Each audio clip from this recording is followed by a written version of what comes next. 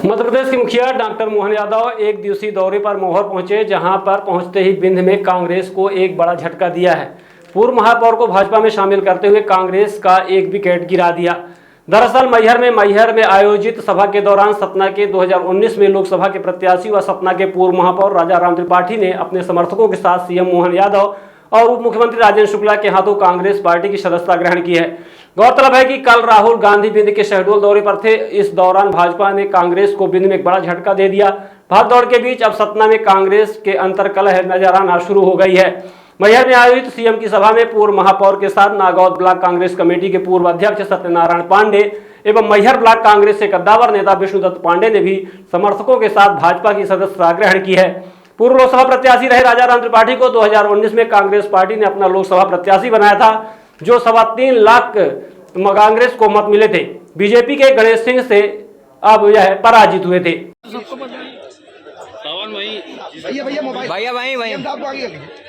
बस सर भैया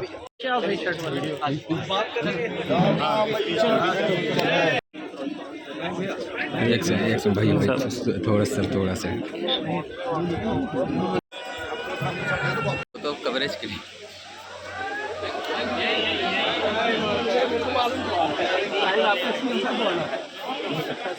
करके जितने हिंदू धर्म के अपमानित करने वाले अवसर हैं, जाने अनजाने पता नहीं किस भावना से, वो सारे अड़ंगे उनके घर से ही आते हैं। आप एक बात कर दो, दो बात कर दो, हम ये नहीं कहते कि हमारे धर्म का ही सम्मान करो, अरे दूसरे धर्म का भी सम्मान करो। हम तो सबका सम्मान करना चाहते हैं, लेकिन जाने अनजाने हमारे देवी देवताओं का अपमानित करके एक धर्म विशेष के लोगों को खुश करने का ये जो नकली धंधा चला है, इसके कारण से हमारा धर्म अपमानित होता गया। लेकिन हमारे बीच बहादुर नरेंद्र मोदी जैसा नेतृत्व है।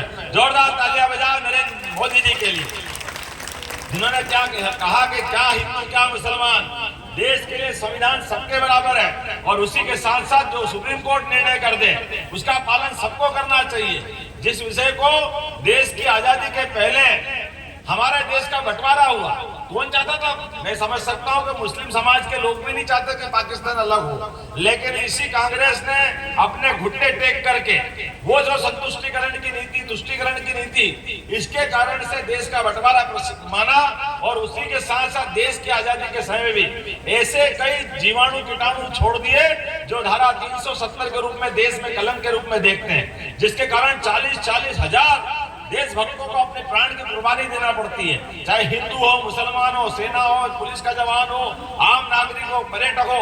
ये परेशानी क्यों आई? केवल नीति के कारण आई।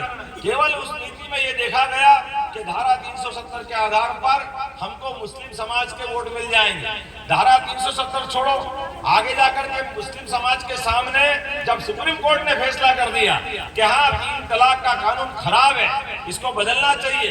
अरे सुप्रीम कोर्ट ने जिस निर्णय को कर दिया, सबसे बड़ी मेजॉरिटी में कांग्रेस की सरकार थी, लेकिन दुर्भाग्य के साथ कहना पड़ रहा, एक दिन एक बात करते कि हाँ हम सुप्रीम कोर्ट के निर्णय को लागू करेंगे। सुप्रीम कोर्ट में आज जो दिए गए फैसले का लोकसभा के अंदर कांग्रेस के वरिष्ठ नेता, अभी केरल के राज्यपाल जो उस समय कांग्रेस के नेता थे, उन्होंने इस बात की अपनी तकरीर की, उन्होंने अपनी बात रखी। उन्होंने कहा कि ऐसे कई मुस्लिम देश है जहां पर 3 तलाक लागू नहीं है, केवल पाकिस्तान जैसे देशों को लेकर के चलोगे अच्छी बात नहीं, लेकिन दुर्भाग्य के साथ कहना पड़ेगा जिनने पाकिस्तान बनवाया उन्होंने पाकिस्तान के आधार पर चलते हुए सुप्रीम कोर्ट के निर्णय को बदलने का, मुस्लिम बहनों की जिंदगी को नर्क बनाने का एक गलत फैसला किया। मुझे इस बात की प्रसन्नता है, सरकार में जब मुखिया बैठता है और प्रधानमंत्री जब बनता है, उसका मंत्रिमंडल बनता है, रोज राज्यसभा लोकसभा में जिसका बहुमत होता है, वो दूरगामी दृष्टि से फैसले लेने वाला होना चाहिए। उसके फैसले इतिहास में मील के पत्थर के नाते से जाना चाहिए। मुझे इस बात की प्रसन्नता है, माननीय मोदी जी ने 35 साल पुराना वो फैसला भी बदलवा करके मुस्लिम बहनों की जिंदगी खुशहाल बनाने का प्रयास किया। ये उस समय का निर्णय है। जोरदार ताली बजाओ हमारे उस निर्णय के लिए। और उतरे ही नहीं, हमको मालूम राम मंदिर की बात करते करते देश में कई बार कांग्रेस के शासनकाल में दंगे हुए, लेकिन जैसे ही सुप्रीम कोर्ट का फैसला हुआ और नरेंद्र मोदी जी ने कहा क्या हिंदू क्या मुसलमान, दोनों भाई भाई है, हम और आप मिलकर के इस देश के अंदर ऐसी मिसाल बनाइए जिसके आधार पर अगर सुप्रीम कोर्ट ने फैसला किया तो पूरा देश मानेगा। मुझे इस बात की प्रसन्नता है कि मुस्लिम समाज सहित सारे समाज में नेतृत्व माननीय मोदी जी का था, देश में आवाज उनकी थी और धूमधाम से मंदिर का भूमि पूजन भी हुआ। जोरदार तालियां बजाओ। और 2 साल से कम समय में इसी 22 जनवरी को पूरे देश में कोई पत्ता नहीं खड़का और धूमधाम से भगवान राम अपने गर्भगृह में मुस्कुरा रहे हैं। क्या ये वो कांग्रेस नहीं कर सकती थी? लेकिन कांग्रेस जान करके लड़ाना चाहती थी, कांग्रेस भेदभाव करना चाहती थी। और ये इतना ही नहीं, ऐसे कई विषय मैं धन्यवाद देना चाहूंगा।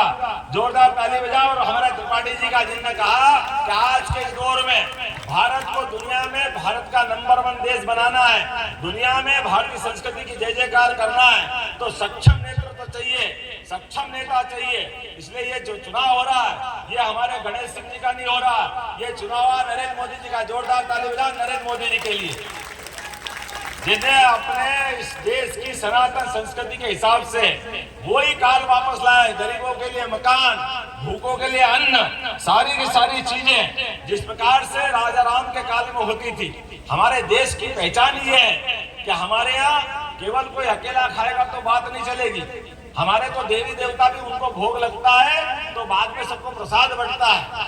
आप भी खाओ, हम भी खाएं, जियो और जीने दो।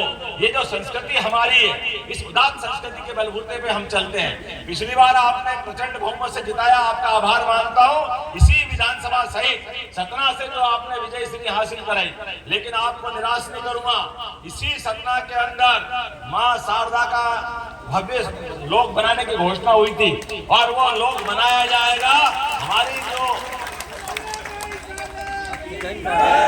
माँ शारदा का धाम नहीं जगमगाएगा तो फिर क्या होगा? हमारा जीना बेकार। अगर यहाँ कुछ विकास नहीं हो जाए, वो पूरा विकास होगा जो आपने चाहा।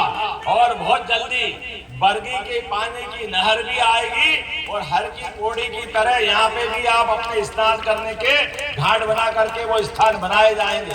क्योंकि देवस्थान पे आते हैं, अगर स्नान करने के लिए घाट नहीं तो काहे का देवस्थान। इसी प्रकार से विकास के मामले में जो जो आप मांगोगे, समय की कमी, 2-3 बार पर्ची आ गई और राजेंद्र जी ने कहा, माननीय मंत्री बागरी जी ने कहा कि केवल भाई साहब आप ही बोल लो, टाइम कम है, तो आपने सबने इनको परमिशन दे दी ना। ये जोरदार ताली बजा दो हमारे नेताओं के लिए, इनकी भावना आप तक पहुंचा दी है।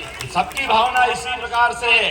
2014 में हम 27 लोकसभा जीते, 2019 में हम 28 जीते, एक रह गई थी, वो भी आएगी, लेकिन पुराना भी और अच्छे से आएगी। बोलो आएगी कि नहीं आएगी? आप जरा खड़े होकर संकल्प लो। अगर आने के लिए है तो प्रत्येक व्यक्ति अपने निर्वाचन के दिन तक 26 अप्रैल के लिए इधर भी हाथ खड़े करो और अपने मन में संकल्प करो, एक एक वोट जब तक भाजपा के पक्ष में नहीं डल जाए, नरेंद्र मोदी जी प्रधानमंत्री नहीं बन जाए, तब तक वो हमको शांति से नहीं बैठना। बोलो सब तैयार हो? इधर तैयार हो तो बोले शारदे माता की, भारत माता की, प्रभु रामचंद्र जी महाराज की, गोपाल कृष्ण भगवान की। बहुत बहुत धन्यवाद। भारत माता की जय।